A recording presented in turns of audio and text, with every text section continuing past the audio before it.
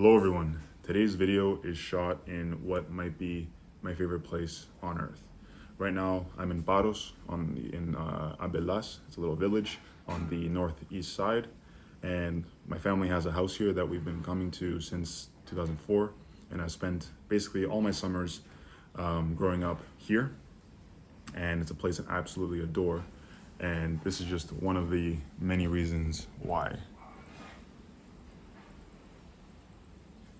This view is absolutely beautiful, and I can sit out here and stare at it for hours on end. And frankly, I like to do work here, but I find myself I stare at the view a little too long sometimes. So I have to go inside just to make sure I can focus, get my stuff done, and then I can come out and enjoy the beautiful view. But enough of that. Let's get into today's content, which is on what to do if you don't like to do cardio. Cardio is a topic in fitness that has a lot of back and forth information as to, no, this is the best, no, this is the best, what should you do, and all those things. And all those different reasons have a lot of validity. What the method that one person says is the best is just as valid as the method that the other person says, more often than not, because they look to accomplish the same goals. They look to improve on cardiovascular fitness, look to improve on the muscular metabolism and the efficiency of metabolism in the muscles, and the basic metabolism of fuels, as well as losing weight and things of that nature. So they all accomplish that in some different way. And to sit there and nitpick on which is the most precise and optimal way to do things, I think is a complete waste of time. For the everyday person, it only really matters if you're either a scientist studying these things and you need to write a paper on it, or if you're an athlete whose career and livelihood kind of depends on being in immaculate shape, and immaculate cardiovascular shape. So for the everyday person like you and I, the differences really don't matter. What really matters is how much we like to do it and our ability to stick with it. Past that, all these different methods have some validity, and they will help you in achieving your goals, which is to feel your best, look your best, and enjoy your life and not be restricted by your body, to be healthy essentially. So without further ado, I'll get into two different modes of training, and all the different little ways you can go about it as well. So the two modes I want to talk about are aerobic and anaerobic training. Most people are familiar with aerobic training, and experimented with it, which is the sort of moderate to low intensity type of exercise for a long period of time. So this is your jogging, your long distance bike riding, hiking, things of that nature. But few people, it's growing now, go into the anaerobic stuff, which is higher intensity for shorter durations. The anaerobic stuff accomplishes very similar goals to the aerobic stuff, and so when it comes down to doing it, it's a matter of personal preference, which you should do. Unless you're an athlete, then you might have to pick and choose depending on your sport. But if you're an average individual, it's a matter of preference. The anaerobic stuff you can do in a lot shorter amount of time. Instead of running for say half an hour, you can do your high intensity stuff in about 5 to 10 minutes max. And on top of that, it feels quicker. It goes by a lot faster, depending on if you enjoy it. And I find that it can be a lot of fun just to go balls to the wall for a short amount of time and then rest, and then just do that multiple times. And that's the basic premise of it, is that you do a high intensity of exercise for about 30 seconds at 100% or as close to it as possible, and then you take at least an equal amount of time off. So if you do 30 seconds on, you want to go at least 30 seconds off, but make sure when you do it, it's set. So you're not thinking, oh, I'll do at least 30 seconds and it ends up being 2 minutes, right? You want to say, okay, I'm doing 30 on, 30 off, or 30 on, 45 off. And you basically do that for repeated sets. You can do it for 3 to 5 sets, and then you take a break for about 2 minutes, and then you repeat the whole thing all over again. And that is, very quickly and very simply the most basic way to explain how to do anaerobic style training. High intensity for a short duration, equal amount of time rest, repeat. And there's various different ways to do this. You can do sprints on a turf or grass field. So you can be sprinting back and forth, say to 20-meter mark. You do 20 meters back and forth for 30 seconds, then you take your time off, and then you repeat that. You can do suicides. I know you're not supposed to call them that, but I forget the other name that you call them, windbreakers or whatever they're called. You can do that back and forth for 30 seconds and then call it, or anything like that. You can also do this on a stationary bike, where you do 30 seconds of high intensity cycling at a certain resistance, and then 30 seconds off, and you repeat that over and over again. This is what I did when I tore my ACL and I had to do my rehab for it. In the early stages of the rehab, you can't be walking on your, I can't be walking on my leg, or running on it rather.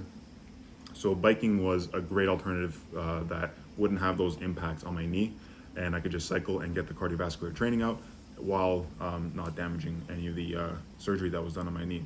And that's kind of what I was getting at, is that the mode doesn't really matter for very basic cardiovascular fitness. I was still getting my improvements in cardiovascular fitness while not running, right? So that's kind of the point I was getting at earlier. So yeah, you can bike on a stationary bike and do something similar, 30 off, 30 on, 30 off, repeat, and so on. You can also do HIIT style training, like high intensity interval training, which is where you do some sort of like exercise. You can do push-ups for say 30 seconds, and then you take a rest, and then you do say some sort of banded rows, and then so on and so forth, where you do different exercises for a duration at high intensity. You just go balls to the wall as hard as you can, kind of like CrossFit, but a little bit different. Yeah, you do it like that, and then you can take a break as to the different body parts, so that you're not overly fatiguing one part of your body. You're distributing it properly and still getting the same, not only cardiovascular benefits, but also muscular benefits as well, because it is a form of resistance training. So you're still getting those benefits while getting the cardiovascular benefits. That's when you kind of get into muscular endurance training, but it falls under the same umbrella, I guess you could say, as anaerobic training. And another one that I've recently been doing, or tried at least, is boxing or any sort of mixed martial arts. That is a great thing to do for your anaerobic, for cardio.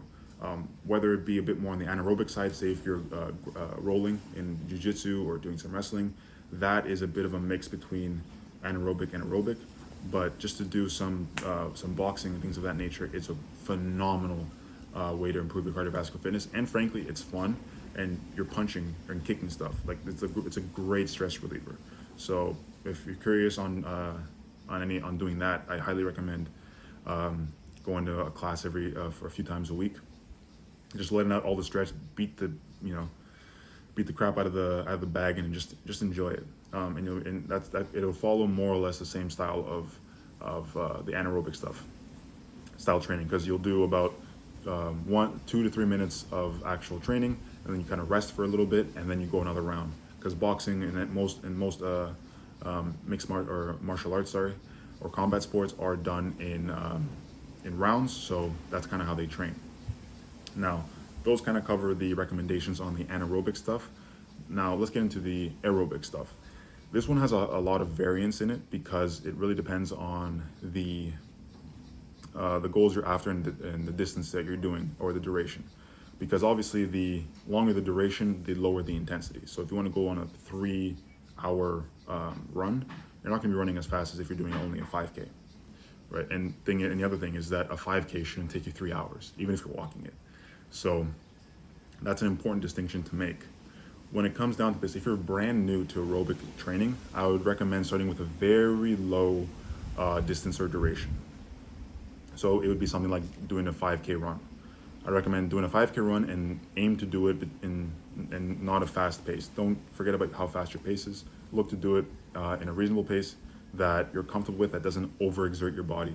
Because one of the main issues with a lot of aerobic style training is that you do too much and you damage a lot of the soft tissue in your joints. So this is why a lot of runners have knee problems, ankle problems, hip problems, low back problems, and things of that nature, is because they overdo it and they don't give their body enough rest, or enough of the proper rest in order to recuperate for the next run. And one of the ways in which they do that is that they do a lot of really long runs without properly building up for it, and they try to sustain that over a long period of time. So they try to do a bunch of 10Ks every week. Even just 3 10Ks can be too much for a lot of people for too long.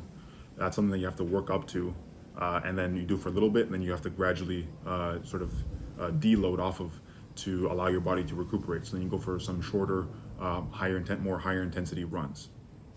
So now, the modes that you use also vary for this as well. You can do on a treadmill, you can do on a stationary bike, you can do on an actual bike, or jogging, or even swimming.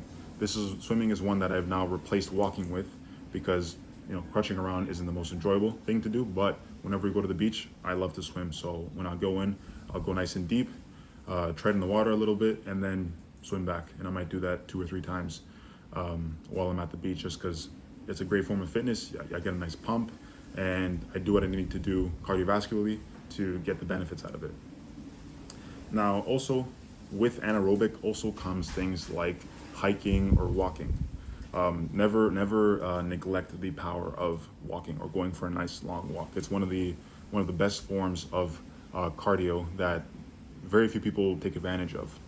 And so if you enjoy walking, or want to try at least getting into walking and exploring and all that stuff, go off and do it. Next time you want to go to a coffee shop, don't take the car, just walk. If it's 2 kilometers away, it'll take you half an hour to get there, and then you can bus back or anything of the sort. But walking is a very great and underrated way of improving your cardio. So I think it's very important that when exploring all of these, you play around with it. Start light. Don't go too crazy the first time. Start very light. See how your body feels. Did you enjoy it? Did you not enjoy it? And if you're kind of on the fence, it's like, okay, I'll do it again, and then see what happens.